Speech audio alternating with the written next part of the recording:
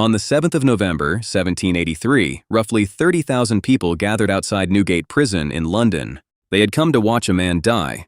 Vendors were selling meat pies along the route. Children sat on their fathers' shoulders to get a better view. Women rented windows overlooking the scaffold, some for more than a month's wages. The atmosphere was closer to a carnival than a funeral. When the trapdoor finally opened and the body dropped, the crowd surged forward. Not away. Forward. This was not unusual. This was tradition. 2,000 years earlier, Roman citizens packed the Colosseum, 50,000 seats filled on an ordinary Tuesday, to watch men kill each other for sport. Emperors who failed to provide good deaths in the arena lost public support. The games ran for over 600 years, not because Romans were uniquely savage, because they were human. In medieval Europe, execution days were public holidays. Town squares were redesigned around scaffolds. Families traveled hours to attend. In parts of France, the executioner was a local celebrity. People knew his name the way you know an athlete's name today.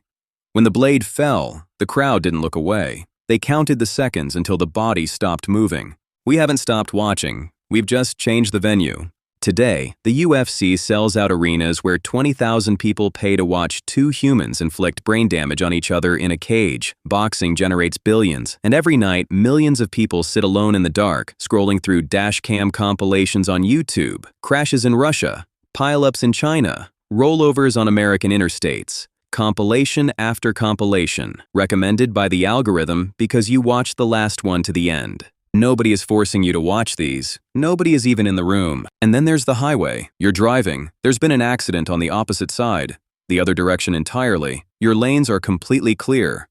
Nothing in front of you. Nothing blocking your path. And yet, traffic is crawling. 15 miles an hour on an open road, because every single car ahead of you is doing the same thing. Slowing down to look. You tell yourself you won't. You're not like that. And then your head turns anyway. Your foot lifts off the accelerator before you've made any conscious decision to do so. You see the crumpled metal, the flashing lights, maybe a shape on the ground you don't want to identify. And for 3, maybe 4 seconds, you cannot look away. Then it's over. You speed back up. And somewhere in the next half mile, a small wave of guilt rolls through you. What was that? Why did I do that? You just did something that humans have been doing for at least 300,000 years, and in 2017, the German government decided it had finally had enough of it. That year, Germany made it a criminal offense to film the scene of a traffic accident, not because of privacy, because of ambulances. Emergency responders reported that they were being delayed an average of 5 minutes per crash. Drivers on both sides of the road would slow to a stop, pull out their phones, and record. 5 minutes. In emergency medicine, 5 minutes is the difference between brain damage and recovery,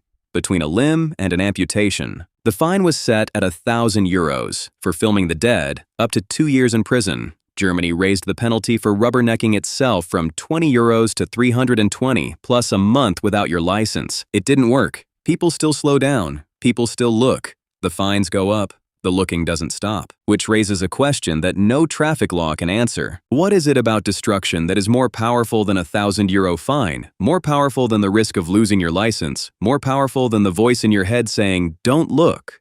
In 2001, a Swedish psychologist named Arne Öhman designed an experiment at the Karolinska Institute in Stockholm. He wanted to understand what the human visual system does when danger is present, not when you're looking for it, but when it's simply there.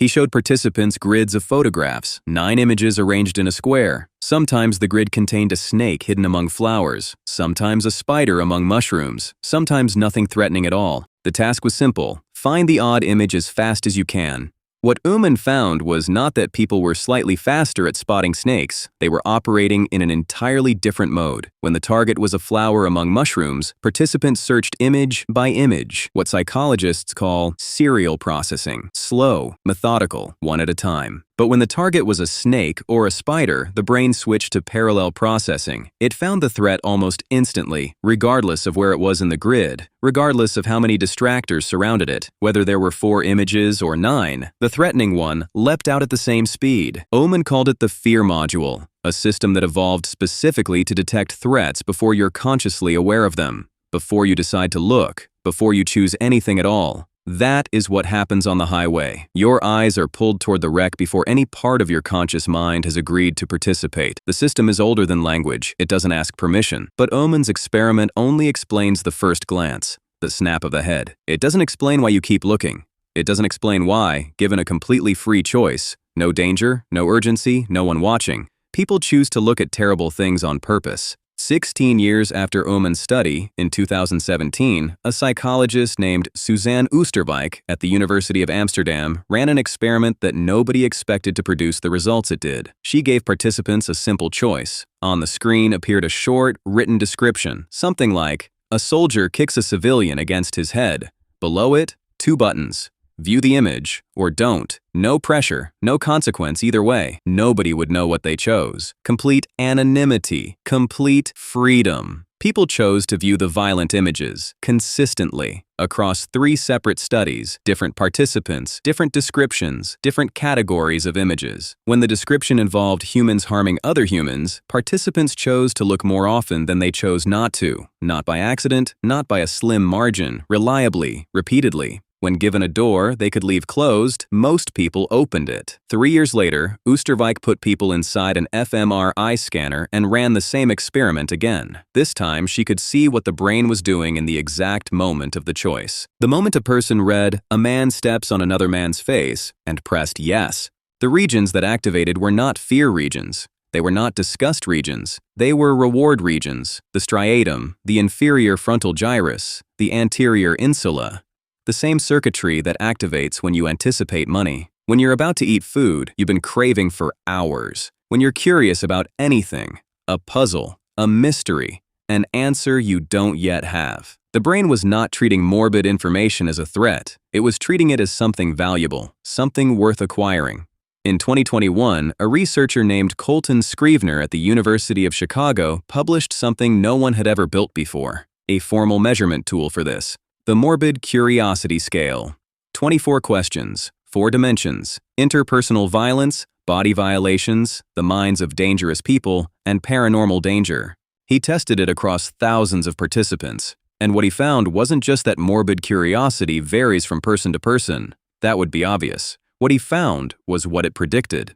When the COVID-19 pandemic arrived, Scrivner already had data on thousands of people's morbid curiosity scores from before the outbreak. He went back and measured their psychological state during the crisis itself. The people who scored highest in morbid curiosity, the ones who sought out information about threats, who watched the dark documentaries, who didn't turn away, were measurably more psychologically resilient during the pandemic, less anxious, less overwhelmed, more prepared. The people who looked were better equipped to handle the real thing when it arrived. This is what the German lawmakers missed, what the guilt misses, what that voice in your head calling you morbid has always missed. You are not staring at the car crash because something is wrong with you. You are staring because something is working. A system that predates every civilization you've ever read about is scanning the wreckage for information you might need someday. How fast? What angle? What went wrong? What does failure look like so you can avoid it? You're not enjoying it. You're filing it. The guilt you feel afterward, that small sick feeling in the next half mile, that's not a correction. That's your prefrontal cortex, the newest structure in your skull, embarrassed by something the oldest part did without asking. 2 systems, built hundreds of thousands of years apart, disagreeing about what just happened. One says, "I needed that." The other says, "I shouldn't have looked." But here is the part that complicates everything. The same instinct that pulled 30,000 people toward the scaffold in 1783 is the same instinct that makes a stranger pull over when they see smoke rising from a car on the shoulder. The same neural impulse that locks your eyes on the wreckage is the one that makes first responders run toward it instead of away. 50,000 Romans watched men die in the sand, and some of them became surgeons, the first people in history to study anatomy, to understand the body, to try to put it back together. They learned from watching. Looking and helping are not opposites. They come from the same place. The question is only what you do after. 300,000 years of gathering around destruction. The Colosseum, the scaffold, the dashcam compilation at 2 in the morning, the highway you slowed down on last Tuesday, the same species, the same eyes, the same instinct that has never once gone away. Because the ones who looked are the ones who survived.